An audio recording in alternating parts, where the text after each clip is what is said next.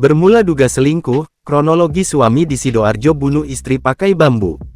Polisi mengungkap kronologi pembunuhan perempuan tertutup plastik di Kabupaten Sidoarjo. Tersangka yang merupakan suami korban tersebut menduga istrinya berselingkuh.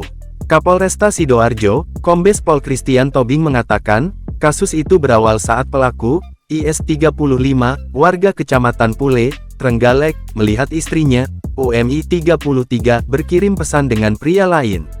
Sehingga handphone korban direbut oleh pelaku dan terjadi pertengkaran antara pelaku dengan korban, kata Christian ketika berada Mapolresta Sidoarjo, Jumat tanggal 1 November tahun 2024. Kemudian, korban memutuskan pulang ke rumah orang tuanya yang ada di Dusun Sidorame, Desa Sidoreko, Kecamatan Krian, Sidoarjo. Selanjutnya, pelaku memutuskan untuk menyusulnya.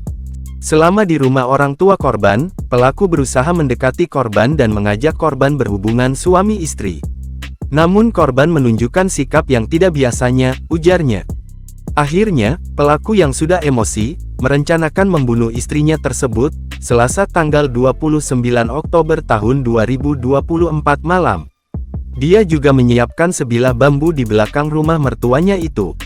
Selanjutnya, IS meminta bantuan korban memegangi sepeda motornya dengan alasan sandarannya ambles.